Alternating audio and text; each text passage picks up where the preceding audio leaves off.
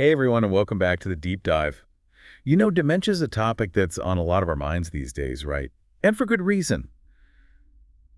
It really feels like a growing concern. Absolutely. It's something we're hearing more and more about. So today, we're going to take a deep dive into some fascinating research on what we can actually do to maybe, potentially prevent dementia, or at least push back against it. Yeah. Because the encouraging thing is research is showing that it might not just be an inevitable part of getting older. It's a hopeful thought, isn't it?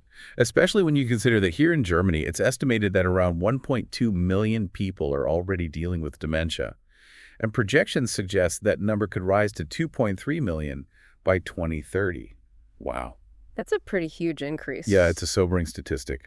Alzheimer's, as you probably know, is the most common form, usually affecting older adults. The risk really shoots up after 90, but But there's a lot we can learn from current research. there is. And that's what we're here for today. Right. Exactly. The sources we've been looking at point to some really fascinating areas. Sleep, for one. Turns out how well we sleep might be even more crucial than we thought. Right. Not just for feeling rested, but for long-term brain health. Exactly. And then there's the power of just moving our bodies, regular physical activity, even moderate stuff. It all makes a difference. It really does. And then there's vitamin D. The sunshine vitamin. A lot of people, especially here in Germany, aren't getting enough.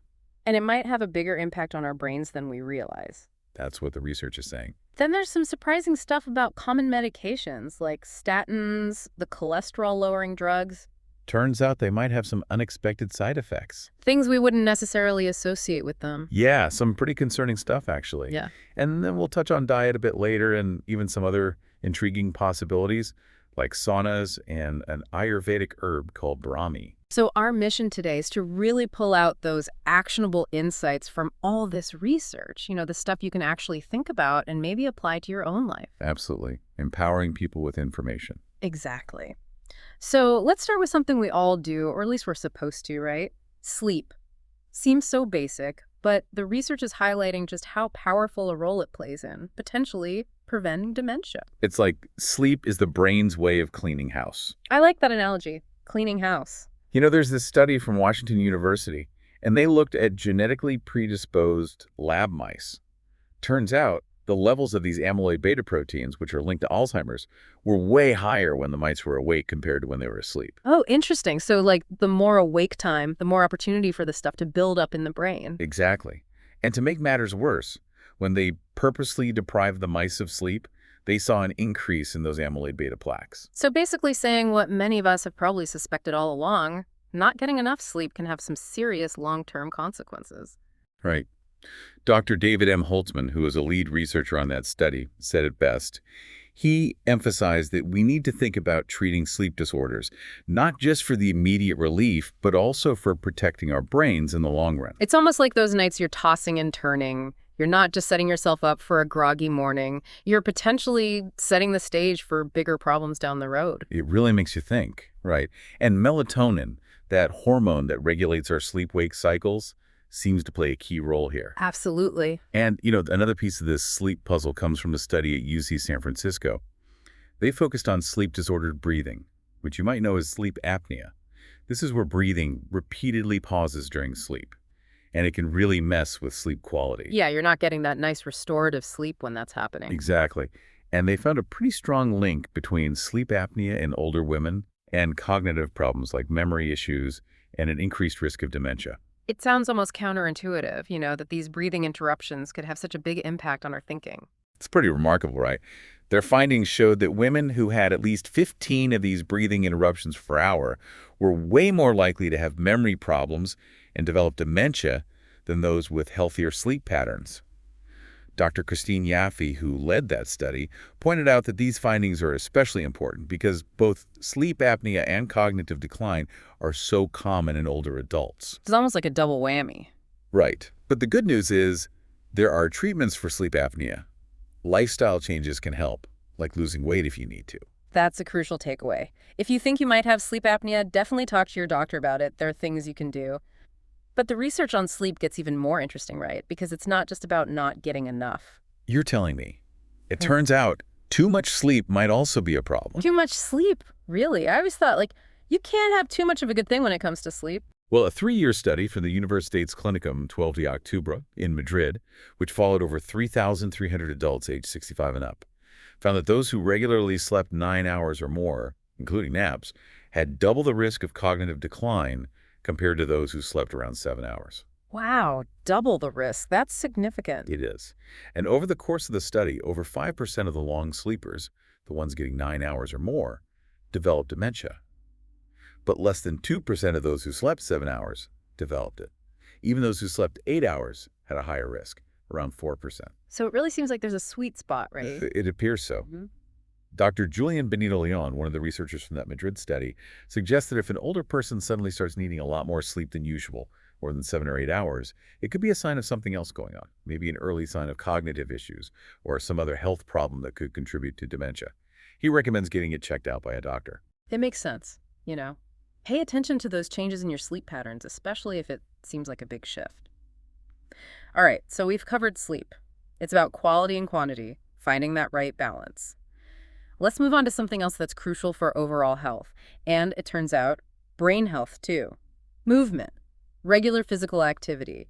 How does that factor into the dementia equation? Well, there's a study from the University of Colorado where they worked with older lab rats. They found that when those rats ran on wheels, voluntarily exercising, it actually activated their hippocampus, a brain region that's super important for learning and memory. So the act of moving was stimulating the areas of the brain responsible for thinking and remembering. Right, and what this suggests for us humans is that regular moderate exercise might really help keep our memory sharp as we get older. Makes you want to get up and move right now, doesn't it? It does. Dr. Ruth Barrientos, who led that study, pointed out that this was the first time research showed exercise could actually reduce the risk of cognitive problems in aging animals. It's exciting news. It's not just about physical fitness. It's about giving our brains a boost, too. Absolutely. And Dr. Jonathan Godbout from Ohio State University, when he commented on the study, he called the evidence startling and said that even a little bit of exercise each day could protect against a whole range of age-related health problems. So getting that heart rate up is a good thing for so many reasons. For so many reasons. Yeah. And, if that exercise gets us outside in the sunshine, even better. Because that brings us to vitamin D, the sunshine vitamin. Yes, vitamin D. We know it's crucial for strong bones and a healthy immune system, but how does it tie into brain health and dementia? Well, vitamin D is actually involved in tons of processes in the body. It helps regulate calcium and phosphate, which, are essential for bones and teeth. It also supports the immune system. But here's the thing. A lot of people, especially older adults, aren't getting enough. Especially here in Germany, where we don't always have abundant sunshine. Exactly.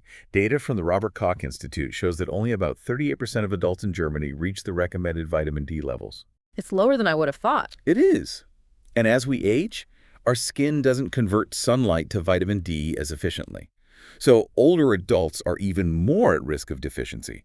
And that's where the connection to dementia comes in. So not having enough vitamin D could increase the risk of cognitive problems. That's what a 2009 study published in the Journal of Geriatric Psychology and Neurology found. They followed almost 2,000 people over 65, and those with the lowest vitamin D levels were twice as likely to have issues with comprehension, which, can be an early sign of dementia. Twice as likely. That's pretty significant. And did any of the participants actually develop dementia? Yeah, they did. 200 of them ended up developing dementia over the course of the study. So it's a real concern. Dr. Ian Lang from the Peninsula Medical School in the UK recommends that people who don't get much sunlight, especially older folks, consider taking a vitamin D supplement. He suggests it could help with both bone density and potentially play a role in preventing dementia. That's good advice. And while you can get some vitamin D from foods like salmon and eggs, it's tough to get enough through diet alone. Yeah, sunlight or a supplement is often necessary. Okay, so we've talked about getting enough sleep, moving our bodies, and soaking up some sunshine or supplementing with vitamin D. These are all things we can actively do. But the research also brought up a more surprising area: medications, specifically statins. This is where things get a bit tricky. Statins are those cholesterol-lowering drugs that are super commonly prescribed, especially for older adults. Sometimes, even if their cholesterol isn't that high, the idea is to protect their hearts. Right, prevention is key. But what's the concern with statins? Well, some articles are suggesting they might not always be as effective as we thought in lowering cholesterol or preventing heart problems. And there's a growing understanding that they might actually harm the brain and lead to some pretty concerning side effects like dementia, memory loss, even paranoia. Paranoia. That's not what usually comes to mind when you think of a cholesterol medication. No, not at all. But the article suggests that these side effects, memory problems, paranoia, those kinds of things, could be mistaken for signs of dementia. So it raises some serious questions. Absolutely. It highlights the importance of being aware of potential downsides and really talking to your doctor about the risks and benefits. Exactly. It's about making informed decisions together with your doctor. So it's not about saying statins are bad, but it's about being aware. Absolutely. Informed consent is so important. Okay, before we wrap up, there were a few other interesting tidbits in the research about potential dementia prevention. Oh yeah, there were some intriguing findings, like sauna use. Apparently, some Finnish researchers have found a connection between frequent sauna visits and a lower risk of dementia. A sauna. Now, that's a relaxing way to potentially boost brain health. It is. And then there's this Ayurvedic herb, Brahmi. It's been used traditionally to enhance memory and improve concentration. So like a natural cognitive enhancer. That's the idea. It's thought to help regenerate nerve cells in the brain and improve communication between those cells. Interesting. Another natural avenue to explore. Definitely. And lastly, there was a brief mention of the connection between our gut health and brain health. Yeah, that gut-brain connection is getting a lot of attention these days. Dr. Sajis and his team are suggesting that the bacteria in our gut might actually be an independent risk factor for dementia. So what we eat and the health of our gut could have a direct impact on our brain. That's what they're looking into. It's still early research, but it's a fascinating area. It really is. Okay, so we've covered a lot of ground today. Let's summarize the key takeaways for our listeners. What can we do to potentially prevent or at least delay dementia? All right, so the big ones are sleep, movement, and vitamin D. Make sure you're getting enough of good quality sleep. Find that sweet spot, not too little, not too much. Get moving regularly, even if it's just moderate activity. And keep your vitamin D levels up, especially if you're not getting much sun. And of course, have those open conversations with your doctor about medications like statins and consider potential alternatives. Always talk to your doctor. And we touched on some other intriguing areas like sauna use and Brahmi, but those are definitely things to discuss with your healthcare provider as well. So much to think about. There is, but it's all about taking those small steps, making those lifestyle changes that can add up to a big difference. Exactly. And just a reminder, this information is based on research available as of February 2025 and was reviewed by medical professionals at the time. Right. But it's super important to remember that this is not medical advice. Definitely not. It's for informational purposes only, and it's no substitute for talking to your own doctor. Always consult with your healthcare provider before making any health decisions. Couldn't agree more. So here's a final thought for you to ponder as you go about your day. Given everything we've learned about brain health, what's one small change you could realistically make starting today? Maybe it's committing to a better sleep schedule, finding an activity you enjoy that gets you moving, or talking to your doctor about your vitamin D levels. What's that one step you can take to support your brain health for the long haul? A great question to end on. It's all about those little steps, making them habits, making them part of your life. That's where the real power lies. Couldn't have said it better myself. Thanks for joining us for this deep dive into dementia prevention. We'll see you next time. Take care.